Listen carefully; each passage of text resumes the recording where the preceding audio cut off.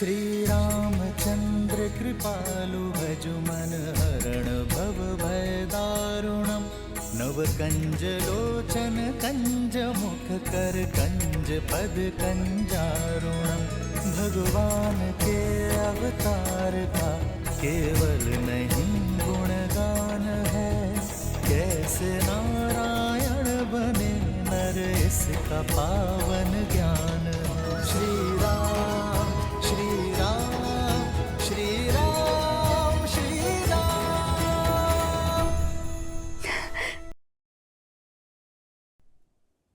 आज ऋषि मतंग की वाणी सत्य हो गई।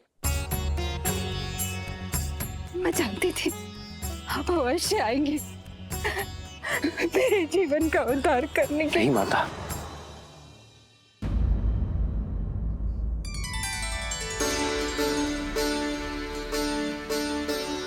आप मेरे लिए माता समान हैं और माँ पुत्रों के पग नहीं छूती, वो उन्हें आशीष देती है। माता, आपने मुझे माता कहा। जो बरसों अपने पुत्र की प्रतीक्षा करे, जो उसके सत्कार के लिए सदैव तत्पर हो, उसे माता नहीं तो क्या कहूं माता।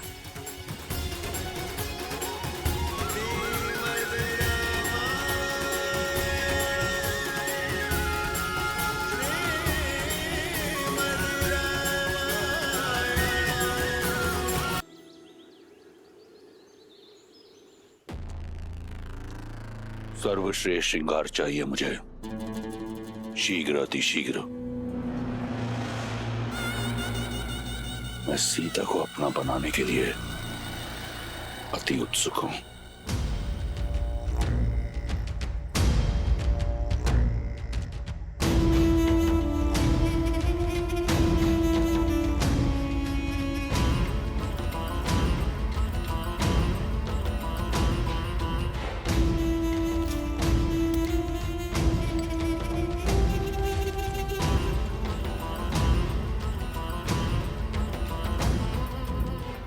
ये श्रेष्ठ पोशाक है लंकेश, आपके जीवन के सबसे श्रेष्ठ पल के लिए।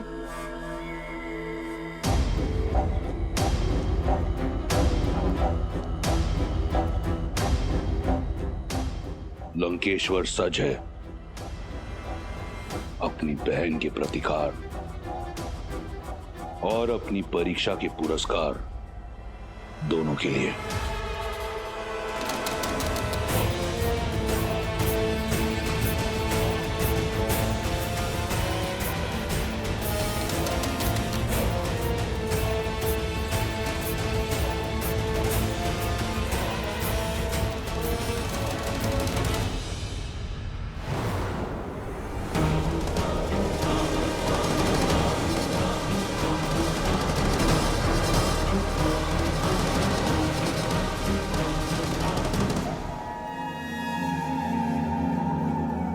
वयम राक्षसम त्रिजटा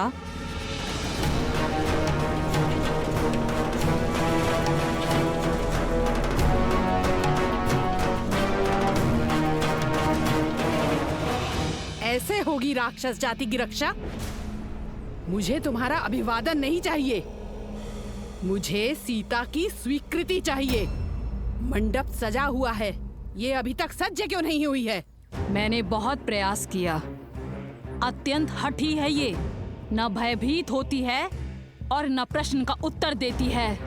एक चट्टान की तरह अटल है। रूपवती हो, कदाचित इसीलिए अब तक जीवित हो, अन्यथा लंकेश को प्रतीक्षा कराने का दंड मृत्यु होता है। चलो सज्ज हो जाओ। एक पतिव्रता केवल अपने पति के नाम के वस्त्र पहनती है। मेरा श्रृंगार, मेरा आभूषण, मेरे राम का प्रेम है। स्वर्ण लंका की महारानी बनने का स्वर्णिम अवसर मिल रहा है, मूर्ख। जिसे तुम स्वर्णिम अवसर कह रही हो, वो मेरे लिए दुर्भाग्य का निमंत्रण है। कह दो अपने लंकेश से जिस सीता को वो पाना चाहते हैं वो केवल श्री राम की है। मूर्ख स्त्री, तू बातों से नहीं बल से ही मानेगी।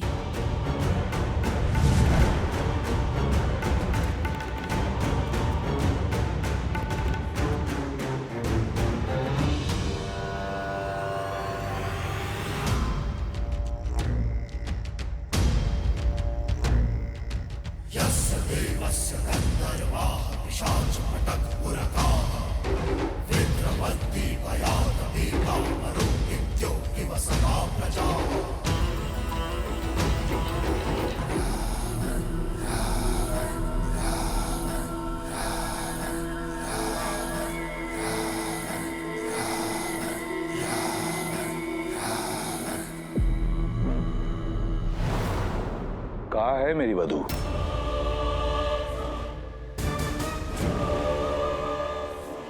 एक महामंत्री का मौन राजा और राज्य दोनों के लिए पतन का कारण होता है। प्रहस्त, उत्तर दो।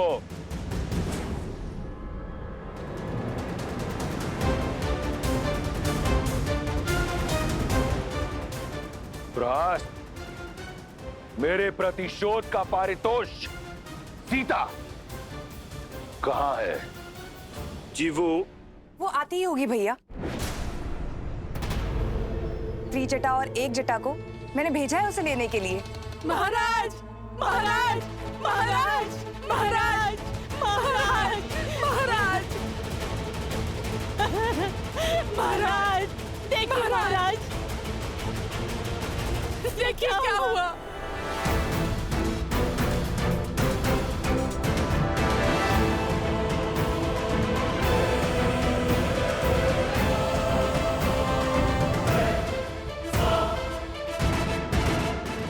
कैसे हुआ ये सब?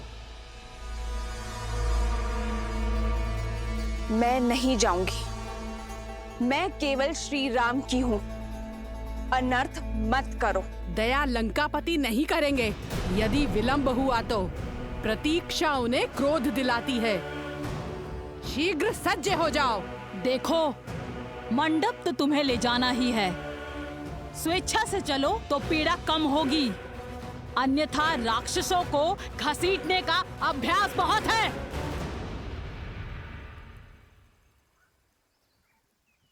श्री राम, श्री राम। त्रिजटा, इसका दंभ तोड़ने में मेरी सहायता करो। श्री राम, श्री राम, श्री राम, श्री राम, श्री राम, श्री राम।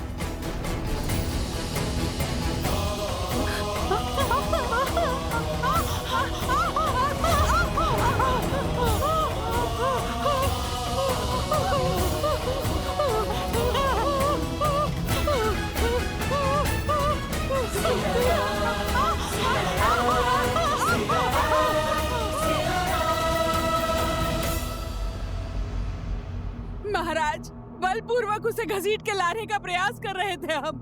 उसके स्पर्श मात्र से ही हमारे हाथ। एक क्षण।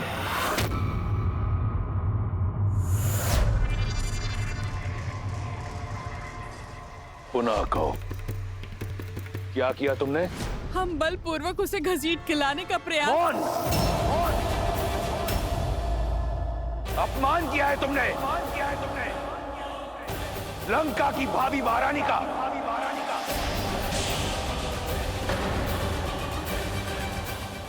स्मरण रहे, मेरा विवाह होना है उससे।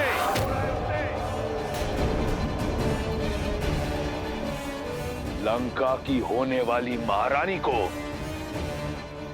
पशुओं की भांति घसीटा तुमने। अगर ये भूल दोबारा हुई तो जीवित जला दूंगा। मैं स्वयं जाऊंगा उसे लेने।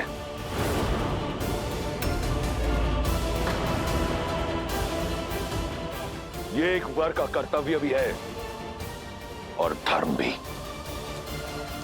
सावधान लंकेश, बुद्धिमान व्यक्ति संकटों को पहचान कर भविष्य का निर्णय लेता है।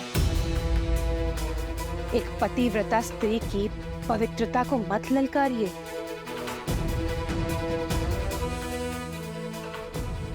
अभी तो केवल एक जटा और त्रिजटा के हाथ जले हैं।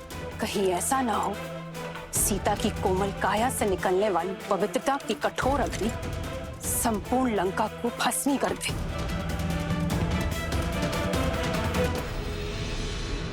अभी भी समय है, सीता लौटा दीजिए राम को। भैया, मंदोदरी भाभी उचित कह रही, हमें श्री राम को उनकी सीता।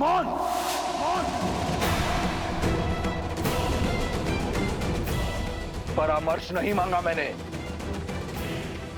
अपना भविष्य स्वयं इन्हीं हाथों से लिखा है मैंने। प्रहार से, प्रयास से, आज शनि मेरा दास है। लंका का काल कोठरी में बंद है।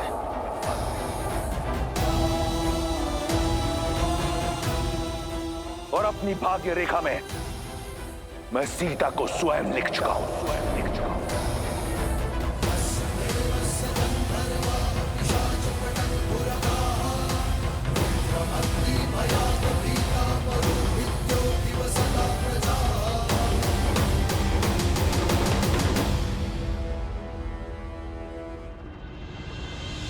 खड़े क्यों हैं?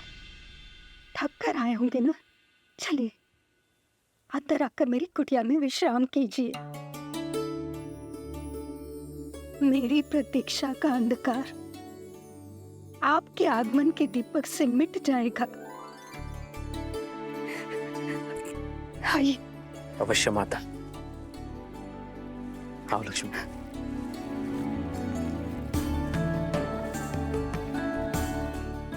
आइए।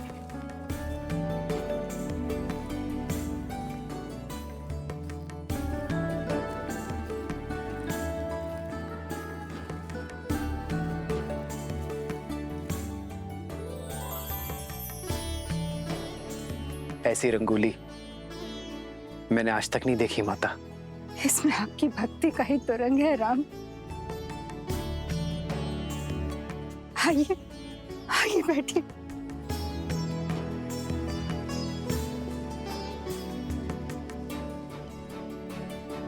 वर्षों से आपके आगमन की प्रतीक्षा करती रही। यदि सत्कार में कोई त्रुटि हो जाए तो मुझे क्षमा करें राम। माँ की ममता हर कमी पूरी कर देती है। आपको क्षमा मांगने की कोई आवश्यकता नहीं है।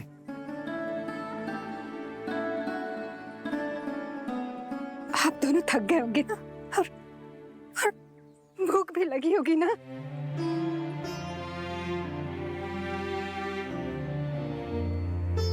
हाँ माता, भूख तो बहुत लगी है। कुछ खिलाइए ना। मैं अभी लाई राम, अभी लाई।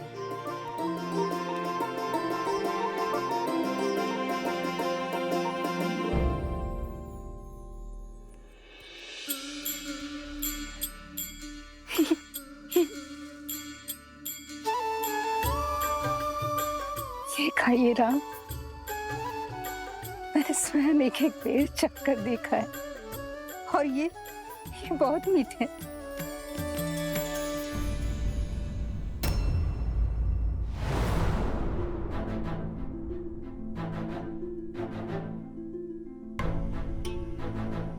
अतिथि को झूठे भेर खिलाएंगी आप?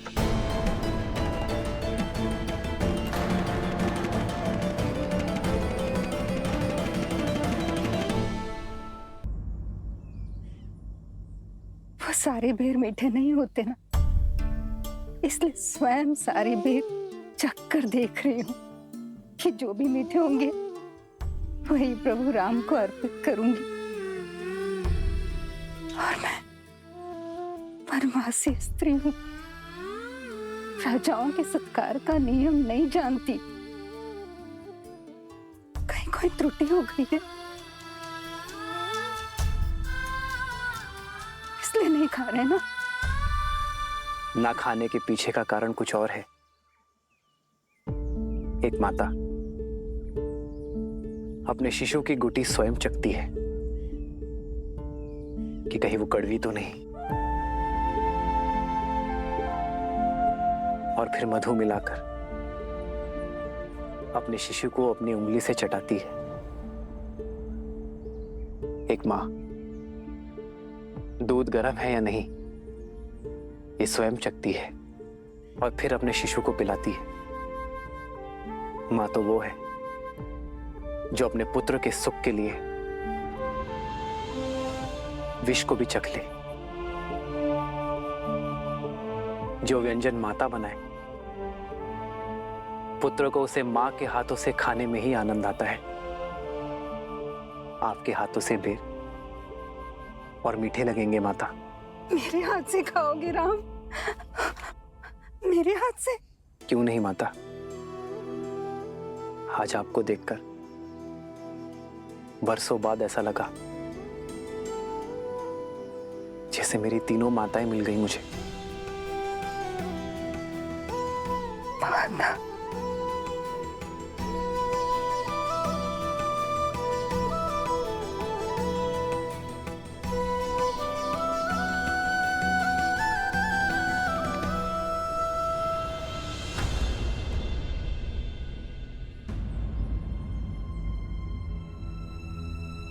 क्या हुआ माता, आप रुक क्यों गई?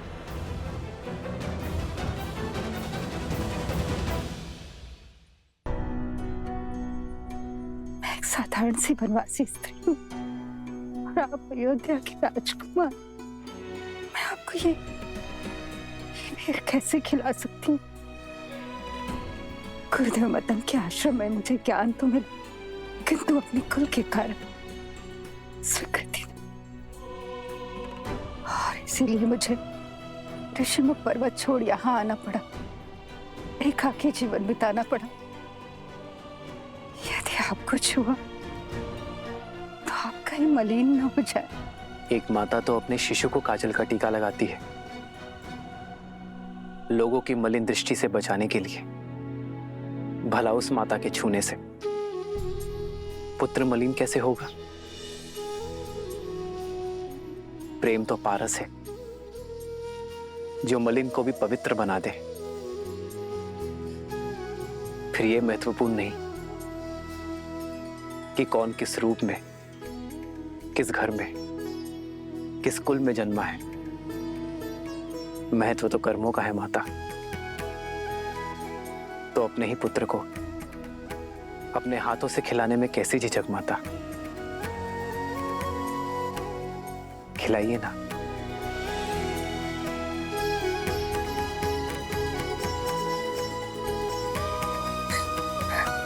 ये खाओ राम, ये बहुत मीठा है, ये खाओ। हाँ,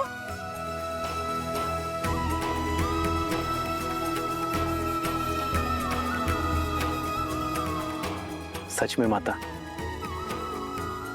ये तो अमृत सा मीठा है।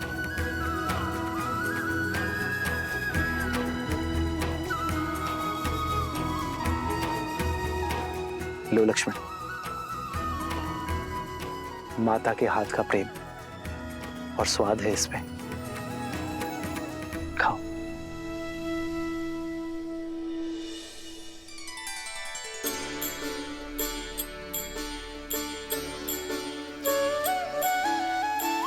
वही रघुवर की बन के मैया, वही रघुवर की बन के मैया, चख चख बेर खबाई, चख चख बेर